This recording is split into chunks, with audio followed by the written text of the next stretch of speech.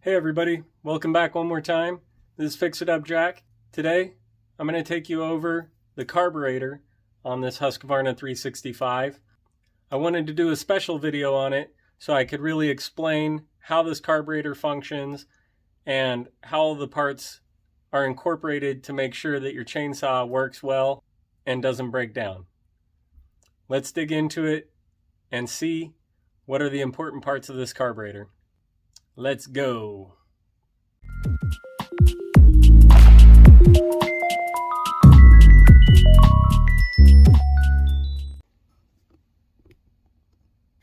Okay, let's start right off the bat with the most simple thing.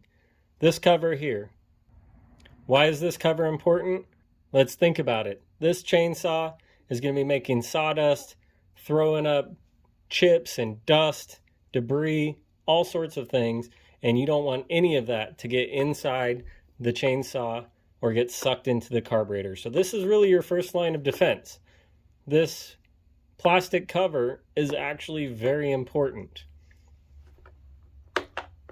If we pop that off, you'll see that it's actually providing very important protection to the spark plug and your air filter. If we were just running this saw with the air filter exposed like this, all of that dust and debris would be getting sucked right onto the filter element here and start clogging it up. And it would severely shorten the lifespan of this air filter. So this is your second line of defense. Let's pop that off and look down inside the actual carburetor.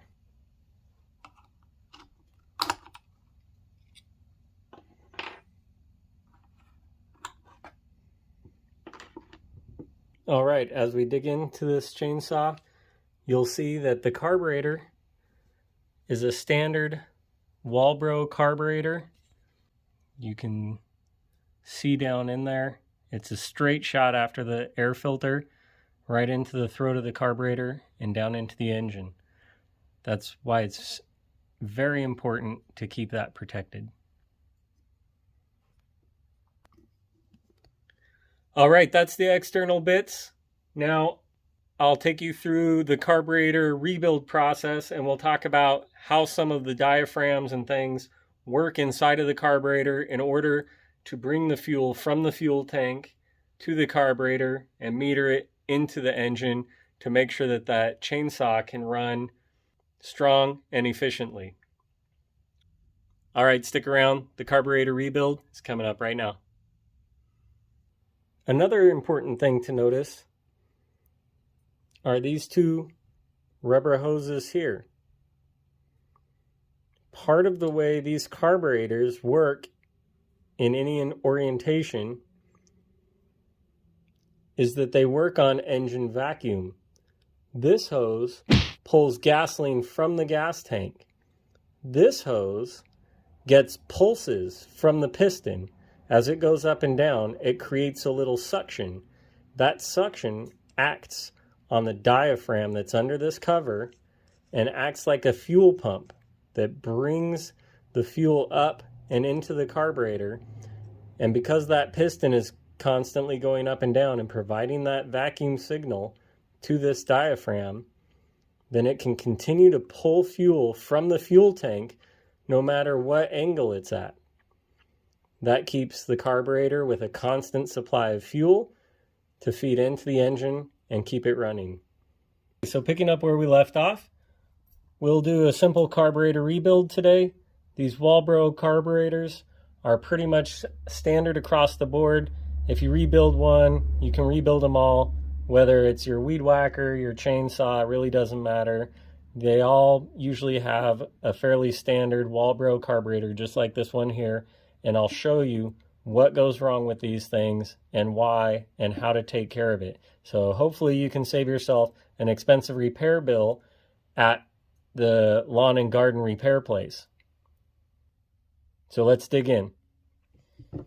The first thing we'll do, we'll take off this top cover right here and have a look at the diaphragm below.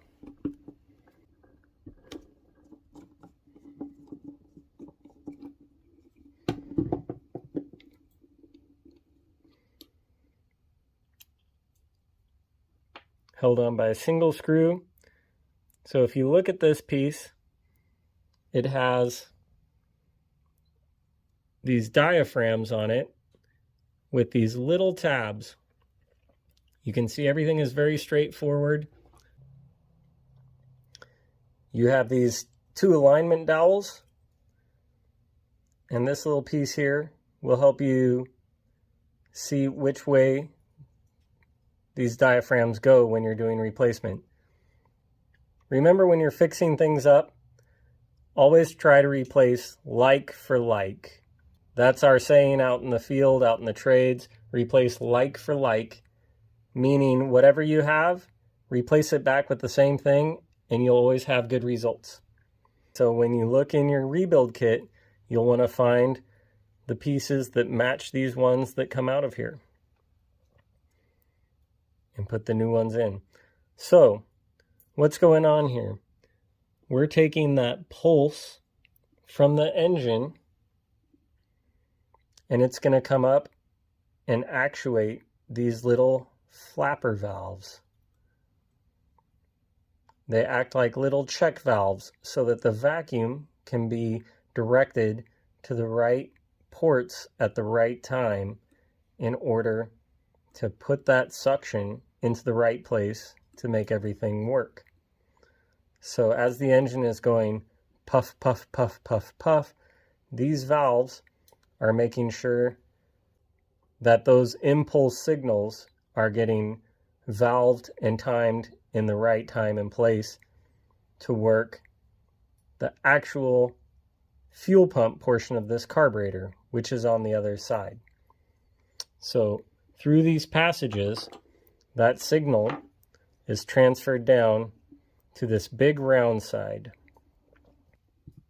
Now, if you ever have problems with your yard equipment and it doesn't run well, it's hard to start, it won't stay running, maybe it runs for 3 to 5 seconds and then dies right away, 90% of your issues are always going to be right here with this side, with this part.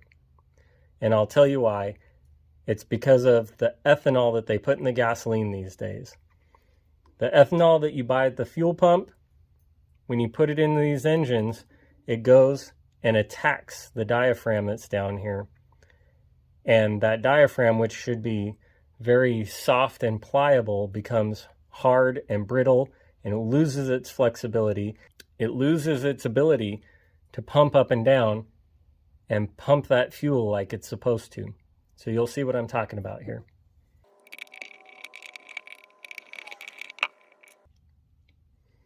Okay, when we pop this cover off, you'll see here's the actual fuel pump. When it gets those pulses from the engine, the valving on the other side directs it down here and pushes this up and down, up and down, up and down. And that's what actually does the job of pumping the fuel and ensuring that you have continual fuel flow to the machine. You can see here, even on this one, it doesn't feel that bad, but it's a little bit crispy. You can see it has some wrinkles that are kind of set into the diaphragm material. You can see it's lost some of its flexibility, and it just is a little lethargic in terms of pumping up and down. That'll probably run, but not as well as it could or not as well as it should. So let's take a look at that. You see on the other side of these diaphragms, there's this little metal piece, and that's what distributes the pressure to move it up and down without just tearing the diaphragm.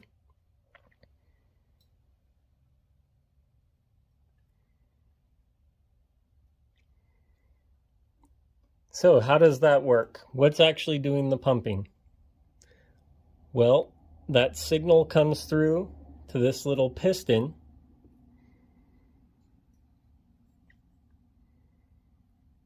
And this little piston here moves this lever up and down just like that. It just rocks back and forth on each stroke, on each pulse of the engine. This just rocks back and forth and works that diaphragm, which sucks the fuel in and brings it into the carburetor to be fed through to the engine. You can see the metering jets here that manage the fuel flow and allow the fuel into the engine at the appropriate rate. So that just about covers how the carburetor is able to pump fuel and meter it out to the engine. Of course, you have your high and low adjustment screws here, your idle screw here. This is the throttle lever. It's cable actuated in this case. Over here you have the choke. And you can see when you pull the choke on, it kicks that throttle just a little bit to give it a little extra RPM when you're starting it cold. And then once you turn the choke off, the first time you work the throttle, it kicks out of the way, and then it can go back to its low idle once it's warmed up. Okay, the final thing to note here before we reassemble is on this side where the fuel comes in, it gets pulled through this little filter here. So that'll be the last thing to change during your rebuild. Is down in here, there's a little filter. A lot of times, if your carburetor's old and it's seen a lot of bad gas sitting around in it, it's been on the shelf all winter long, this fuel filter can get all gummed up and varnished up, and that can impede the fuel flow. Okay, I think that just about covers the operation of this Walbro carburetor for the Husqvarna 365. I will put some new diaphragms in and remount the carburetor, and it'll be all good to go. One more important thing to note, you'll see I have the rebuild kit here. And because these are used for many different applications, it has lots of extra parts in it. That's what I was referring to when I said like for like. You'll want to match up these diaphragms. There should be ones in here that are a perfect match. There will be some that are a close match, but not exactly the same. That's very important. Find the ones that are an exact match and put them in the right place. And as long as you do that, as long as you're attentive to those details, this carburetor will work perfectly fine when it's all rebuilt and ready to go back on the machine.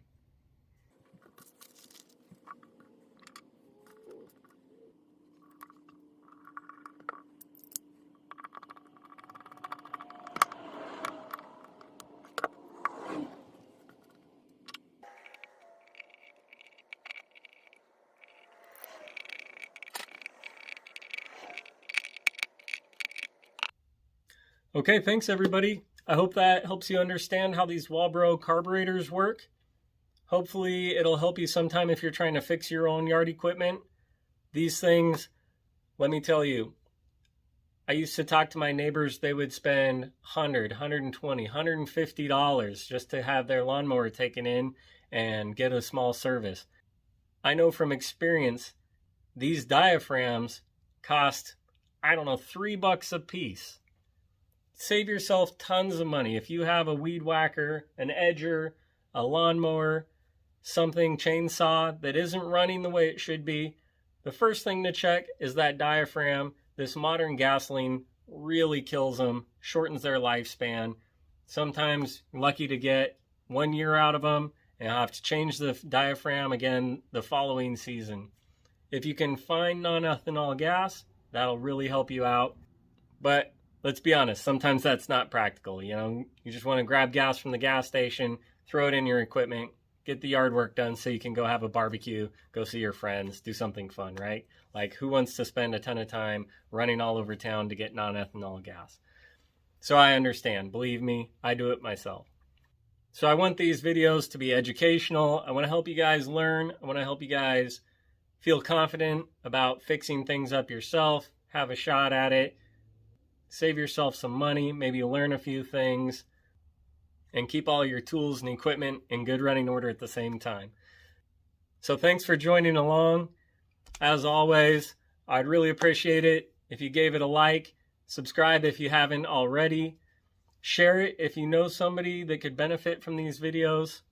And after you've done all that stuff, if you could leave a comment below, let me know what you thought of the video. Let me know if there's a video you'd like to see. Let me know if there's something you're struggling with. Maybe I can help you out with it. I'm looking for more ideas. Believe me, I got plenty of projects of my own, but I'd love to be able to help you guys out there that are watching me and coming along on the journey of fixing these projects up. Thanks for taking the time with me today. I wanted to give this carburetor special attention, and I didn't want to make the Husqvarna rebuild video way longer than it needed to be. So thanks for bearing with me, sticking around for another video.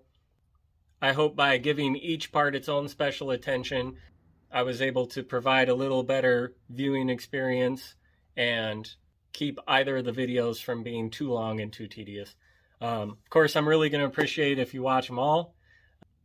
And I think that's a great idea if you do, so that you get a really good overview of how all these things work and how they go together, how to fix them, and how to take care of them.